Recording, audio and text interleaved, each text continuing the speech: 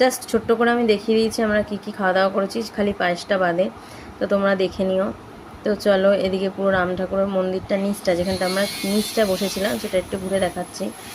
পুরোটা এদিক ওদিক যেতে পারিনি, কেন এত দূর থেকে গেছি, শরীরে আর কিছু দিচ্ছিল না। আর এখানে একটা ভোলে বাবার শিবলিঙ্গ রাখা রয়েছে, সবাই সেখানে জল ঢালছে যেহেতু শ্রাবণ মাস।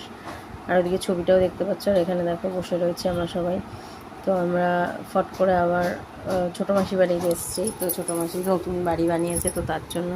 তো এখানে দেখো বিকেলবেলা উঠে আমরা চা থেকে শুরু করে পকোড়া, ফিশ চপ কিছু বাদ দিইনি, সমস্ত কিছু খাওয়া দাওয়া করে। এটা আমার মাসি বাড়ি নতুন বানিয়েছে, তাই তোমাদের একটু শেয়ার করলাম। তো এখানে আমি মুখ চোখটা একটু ধুয়ে নিচ্ছি, কারণ সেই সকালে বেরিয়েছি আর এখনও মুখ চোখে জল দিইনি, আর এই জল দিলাম মুখ চোখে। তো যাই হোক, কেমন কি হলো না হলো তোমরা একটুখানি কমেন্টে জানিও, বা কেমন লাগলো। তো চলো, আমার বোনের জন্য একটু অপেক্ষা করছি, তারপরে আমরা